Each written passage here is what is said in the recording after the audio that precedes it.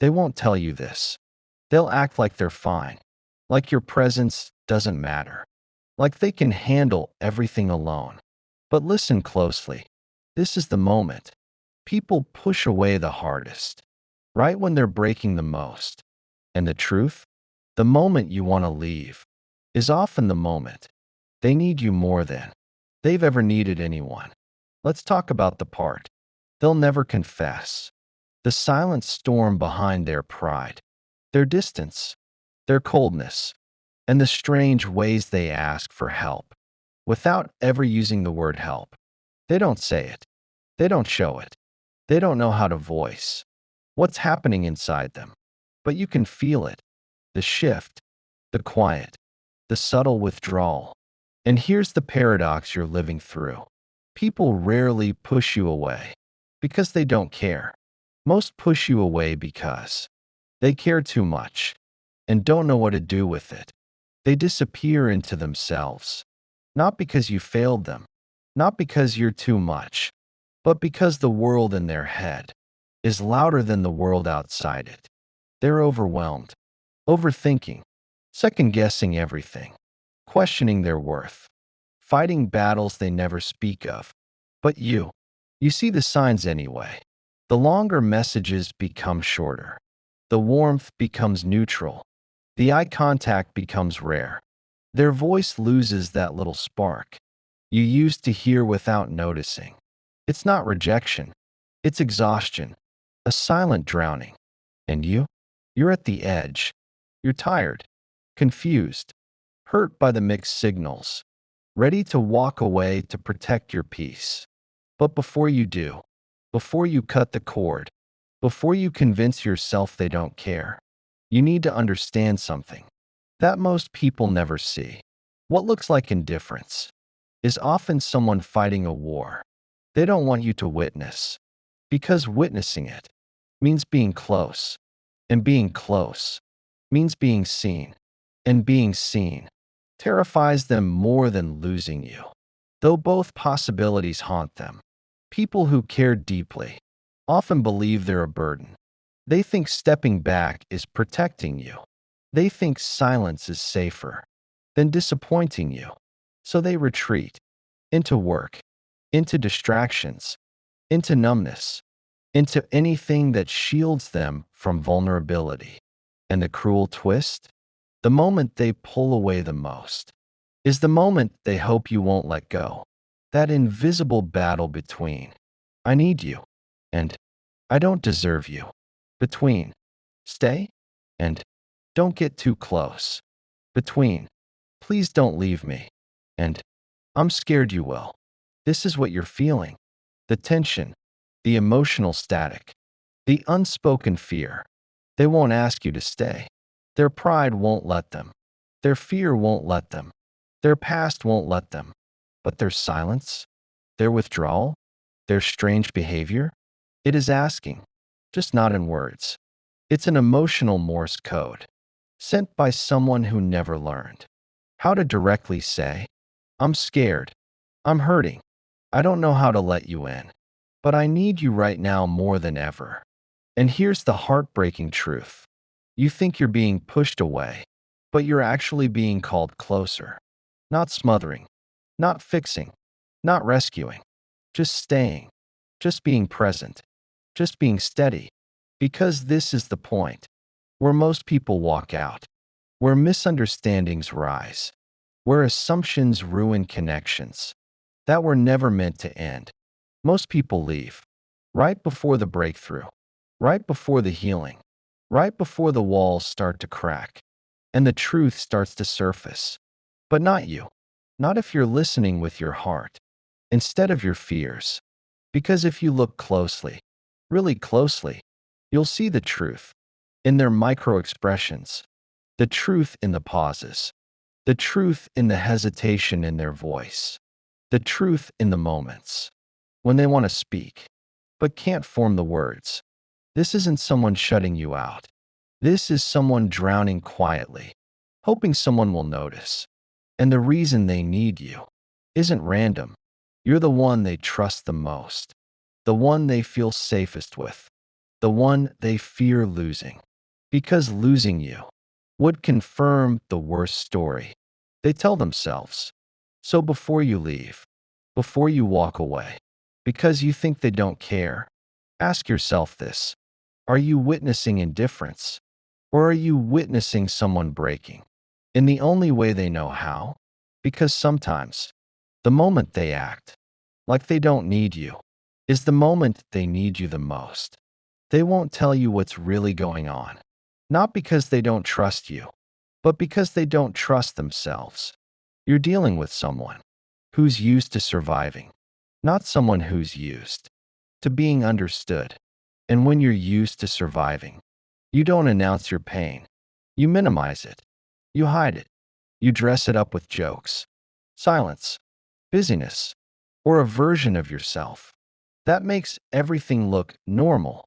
And that's the part most people get wrong. They think the distance is rejection, when really, it's self-protection. They're not angry at you. They're scared of needing you, scared of depending on someone again, scared that if they lean on you, you might eventually step back, just like the others did. So they pull away first, just a little, just enough to feel safe. They might reply slower. They might act distracted. They might seem colder. Or they might show you a version of themselves that looks strong, independent, unbothered. But the truth? They're anything but unbothered. Inside, they're thinking things like, what if I'm too complicated? What if I'm too much? What if I get attached and they leave? What if I disappoint them later? What if I let them down? What if they see the real me and change their mind? Their silence isn't empty. It's full of noise. Noise they don't know how to turn down. And you sense the shift. You feel their emotional temperature change. You watch the energy fade. You feel the gap widen, even when you're right next to them. And it hurts. Of course it hurts. Because all you want is clarity, understanding, honesty, a moment where they let you in, instead of shutting you out. But they can't say anything. Not yet. Not when they don't even understand themselves. Not when vulnerability feels like walking barefoot on broken glass. So instead of explaining, they retreat. They delay. They shut down. They build walls from old wounds and hope it protects you from getting too close. This is the part of the story where most people walk away. But you're different because you're not reacting to their behavior. You're reading the pain underneath it. And what you see, what you feel, is not indifference, but fear. Fear disguised as detachment. Fear disguised as control. Fear disguised as logic. Fear disguised as I'm fine. But you know better. You can feel when someone's heart is trembling, even if their expression isn't. You can sense when someone's soul is overwhelmed, even if their tone sounds steady. And that's why you're here. That's why you haven't given up. That's why you're still holding space, even though part of you is tired, confused, and trying to figure out if you're being taken for granted. But here's what you need to understand. You're not being taken for granted. You're being tested by their trauma. Their past taught them that closeness ends badly, that emotional safety is temporary, that love is unpredictable, that people leave when it matters most. So now, when you show up consistently, when you care without conditions, when you stay even when they push, it scares them. It disarms them. It goes against everything they've learned about relationships and survival. This is why they sometimes freeze, why they sometimes shut down, why they sometimes act like they don't need you. Because needing someone is the most terrifying thing for someone who's been left when they needed someone the most. And the moment you think of leaving, that's the moment their fear peaks. They can sense it. People like this always can. They're hyper aware of shifts because they had to be, hyper aware of tone, vibes, distance, energy, because it protected them once. So when you start pulling back, even slightly, they feel it instantly, and they panic internally, silently, secretly, not in a dramatic way, not in a clingy way, but in that quiet, heartbreaking way, where someone starts rehearsing in their mind how to lose you before they've even lost you. That's how deep their fear goes. And you know what makes it even more tragic? They'll never show you that panic. They'll never show you the fear they're carrying in their chest. Instead, they act indifferent, calm, unmoved, okay with things they're not okay with. Because pretending not to care feels safer than admitting that you've become someone they can't imagine losing. And this is the exact moment where people misread everything. You feel their coldness and assume it's emotional distance. They feel your confusion and assume you're giving up. You feel hurt because they're shutting you out. They feel terrified because they think you're leaving. Two people hurting, both afraid, both silent, both protecting themselves instead of expressing themselves. It's a tragedy made of misunderstandings. But here's the truth beneath all the layers. They need you, deeply, desperately, more than they'll ever admit. Not because they're weak, not because they can't handle life, but because for the first time in a long time, someone's presence actually matters to them.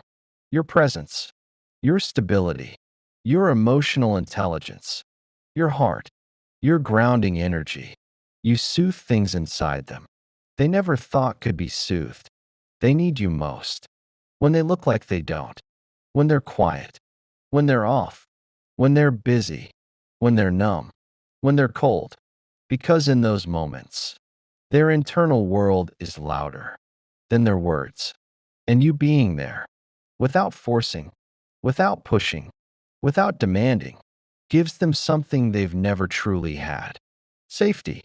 You're showing them that they can be imperfect and still valued, that they can be afraid and still supported, that they can collapse a little without the world falling apart.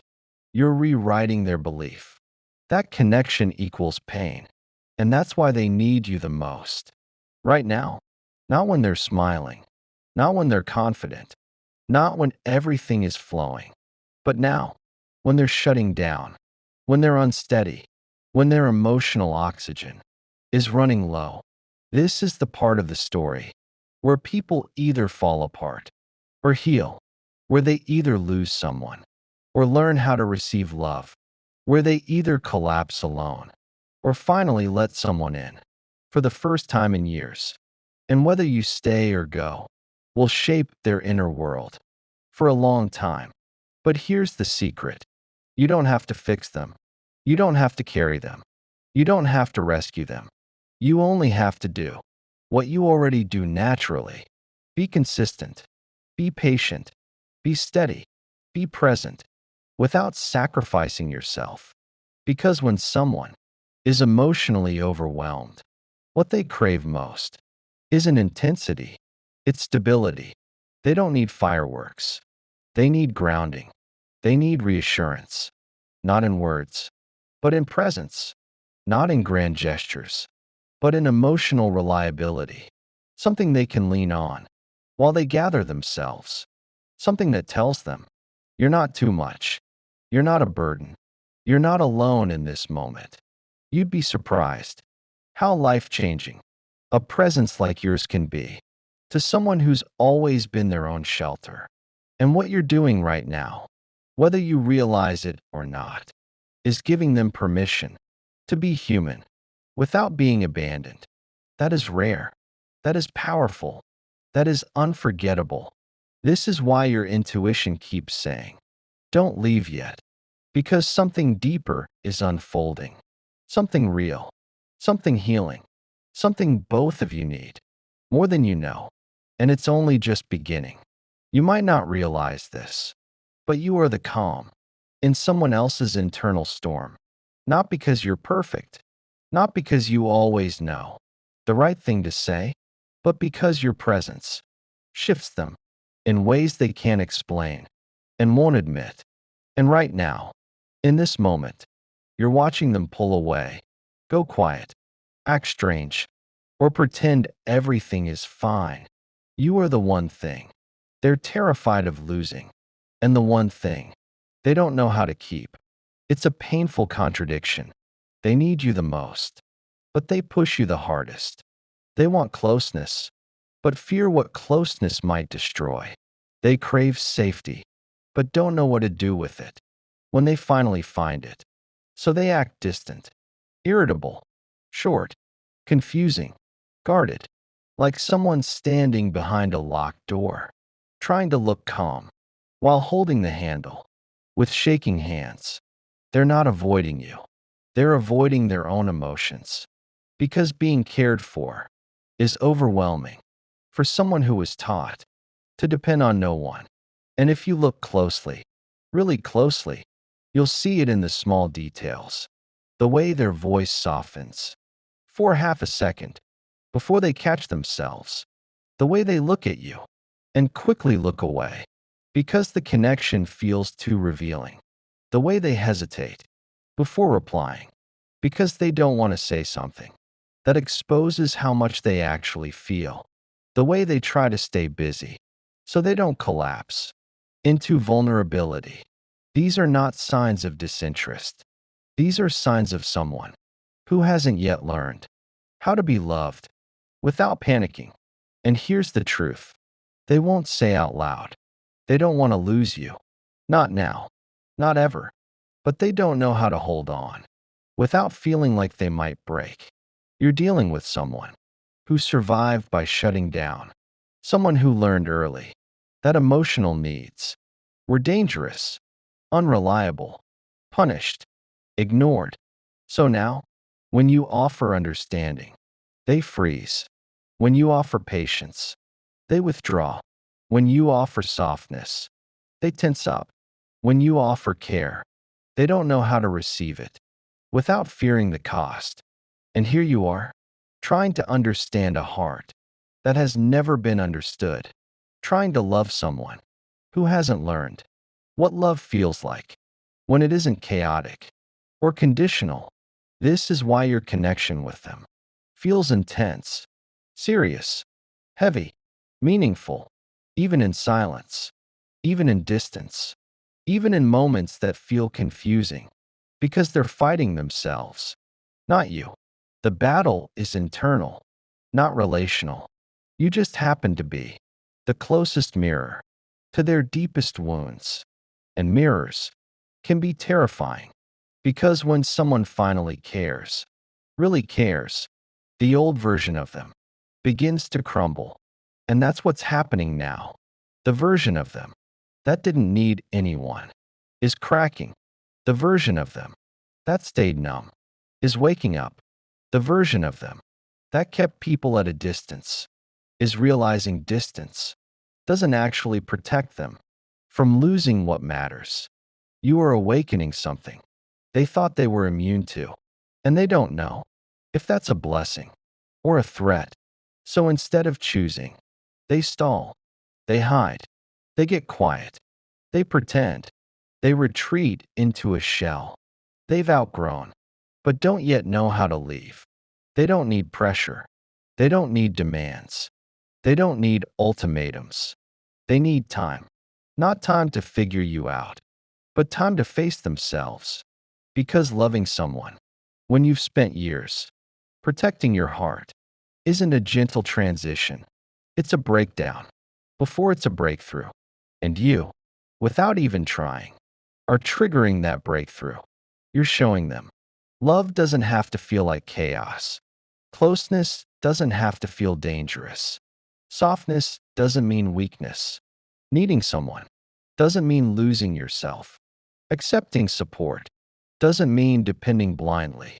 You're teaching them that connection can be steady, healthy, safe, calm, real. And you're doing all of this simply by being who you are. But here's what you must understand next. This phase is temporary, but essential. It's the emotional reboot they've been avoiding their entire life.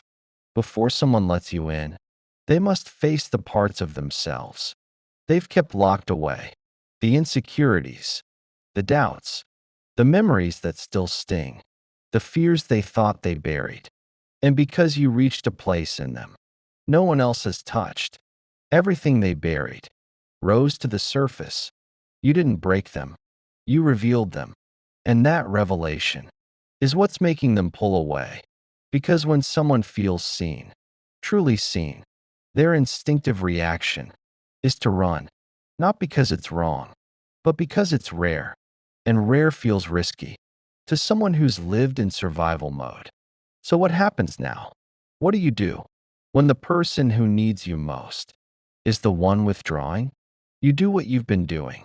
You stay grounded, present, available, but not chasing, loving, but not losing yourself, understanding, without enabling, supportive, without self-sacrifice. Your energy is what keeps them open. Your steadiness is what keeps them from collapsing back into old patterns. Your emotional clarity is what helps them breathe again when their inner world feels too loud. Because whether they admit it or not, they are learning from you, watching you, absorbing you. Your communication teaches them how to communicate. Your patience teaches them how to slow down. Your presence teaches them how to trust. Your calmness teaches them how to regulate. Your sincerity teaches them how to stay. This is not about fixing them. This is about lighting a path they are beginning to follow, slowly, cautiously, trembling, but moving forward. And when someone like this begins to move forward, even an inch, it's monumental. Because for the first time, they're not running from intimacy. They're moving toward it, toward you. But they'll never say it in words. They'll say it in behaviors. The way they check in, even on their off days. The way they soften, a little more each time. The way their eyes linger when you're not looking. The way they remember the details you thought they weren't listening to. The way their silence feels warmer than anyone else's presence. The way they slowly start letting you see the cracks instead of hiding them. These are their love letters. Silent, subtle, but sincere. And yes, they may seem withdrawn right now. They may seem distant, closed, disappearing into themselves. But don't mistake this for indifference. This is transformation. This is the emotional unlearning that happens before connection becomes real. And you are the person they're doing this for. Because on some level, they already know. If they lose you, they'll lose the one person who didn't walk away when they were the hardest to love. And that thought haunts them more than you realize. So don't leave yet.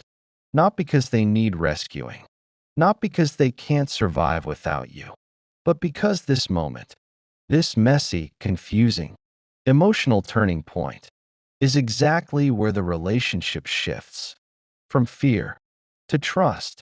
This is where the walls crack, just enough for the light to get in. This is where they begin to let themselves feel instead of fear. This is where they start learning that love doesn't have to be a battlefield. And this is the moment you become the person they finally open up to. Not because you forced it, not because you begged, not because you demanded clarity, but because you stayed present. When they couldn't stay steady, you stayed patient. When they couldn't explain, you stayed calm. When they were overwhelmed, you stayed grounded. When their world felt unstable, you didn't leave. When they needed you most. And that, more than anything, is what starts healing them. There comes a moment, quiet, subtle, almost unnoticeable, where everything inside them shifts. A moment where the fear that kept them distant starts losing its power. A moment where the walls that once protected them begin to soften. A moment where they finally realize you weren't here to hurt them. You weren't here to take anything. You weren't here to control, fix, or judge. You were just here, present, consistent, steady, a safe place. They didn't know how to accept and didn't think they deserved. And that realization hits them harder than they'll ever admit. Because people like this, people who've lived in survival mode, aren't used to someone staying. They're used to being too much or too complicated. They're used to chasing stability and handing out apologies for simply being human. But you didn't make them apologize for their humanness. You didn't make them shrink to be easier to love. You didn't make them pretend to be fine when they were overwhelmed. Instead, you met them where they were, quietly, patiently, without pushing. And that changed everything. Because when someone like them finally feels safe, their heart does something they were convinced they weren't built for. It opens, not all at once, not dramatically, not with some movie scene confession. No, it opens gradually, in pieces, in moments, in small, gentle ways that reveal the truth they've been holding back. It begins with softness, a slight shift in their tone, less guarded, more vulnerable, more real. Then the eye contact changes. It lingers, it deepens, it searches for you instead of avoiding you. Then their body language shifts. They sit closer, relax more, lean in without noticing. Their shoulders drop, their jaw unfurls, their breathing slows. When you're near, you become a comfort they didn't expect to find. And then the behaviors change. They start updating you, checking in more, sharing things they used to keep locked away, talking about stress instead of hiding it, letting you see cracks they used to pretend didn't exist. Because once the fear dissolves, the truth rises. And the truth is simple. They didn't push you away because they didn't care. They pushed you away because they cared too much and didn't know how to handle it. Now, they're learning. Slowly, tenderly, imperfectly, but they're learning. There's a moment. It may seem small, where you'll notice it happening. Maybe it's when they say your name, in a softer tone than usual. Maybe it's when they admit something they've been carrying alone. Maybe it's when they show up, even though they're scared. Maybe it's when they let themselves trust you with a truth they've never said out loud. It might sound like, I didn't want to bother you. I didn't know how to say it. I'm sorry I shut down. I don't want to lose you. Or the one that reveals everything. I didn't think you'd stay. And when those words appear, even slightly, you'll know the walls didn't fall overnight. They fell because of you. Because you didn't abandon them during the storm. Because you didn't mistake their fear for a lack of feeling. Because you held the space for them to come back when they were ready. And now they are. There's something incredibly beautiful about watching someone who's been guarded their whole life start believing in connection again. It's like watching winter slowly turn into spring. Nothing dramatic, nothing loud, just a gentle shift. That changes the entire landscape. You'll see it in the way they start trying. Not perfectly, not always gracefully, but genuinely. They'll try to communicate. They'll try to show up. They'll try to be present. They'll try to be honest. They'll try to unlearn what life taught them too early. Because now, they're not just surviving, they're growing. And you played a part in that. You might think your presence wasn't enough, but to them, it was everything. You were the anchor when their emotions were overwhelming. You were the breath they didn't know they needed. You were the calm in the chaos they were battling silently. You were the first person who didn't make them feel like a problem for struggling. And that matters more than you know. Now, they see you differently. They value you differently. They feel you differently because you didn't just show up when things were easy. You stayed when they were messy, and people remember who stood beside them when they weren't at their best. Now comes the part they were avoiding the most. They have to choose: stay guarded, or step forward, hide, or let themselves be loved, push you away, or reach for you. And slowly, in their own time, they choose you, not because they need saving, not because they're weak, not because they want to cling to you, but because the connection finally feels safe enough to trust. They choose you because you didn't run when they handed you the most fragile parts of who they are. They choose you because you didn't make their fear an inconvenience. They choose you because you didn't punish them for being human. They choose you because your presence felt like exhaling after years of holding their breath. And here's the beautiful part: they don't just come back, they come back different, more open, more attentive, more present, more real. They start showing effort instead of resistance, clarity instead of confusion, consistency instead of chaos. Because now they know losing you would mean losing the one person who loved them through the moments they hated themselves most. And here's the truth you need to hear: you didn't stay too long, you didn't love too hard, you didn't give too much. You gave what was needed at a moment they couldn't articulate their need. And now they're ready, ready to show the part of their heart they were hiding, ready to meet you halfway, ready to be the version of themselves they couldn't access when fear had the steering wheel. This is not the end. This is the beginning of something deeper, something rooted, something mutual, something real. And before we close this chapter, let me say this from the voice of the narrative, straight to the heart of the listener. If this message reached you, it's not an accident. You're not watching this by chance. You were meant to hear this today.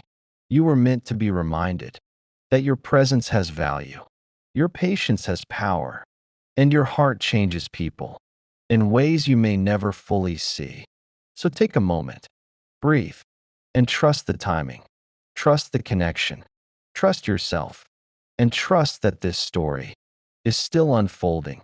If you felt this, if it spoke to your soul, if it helped you breathe a little deeper, make sure you subscribe, leave a small comment below, and share this with someone who needs the reminder that love doesn't always show up perfect, but it shows up real. You're here for a reason. Stay with the journey.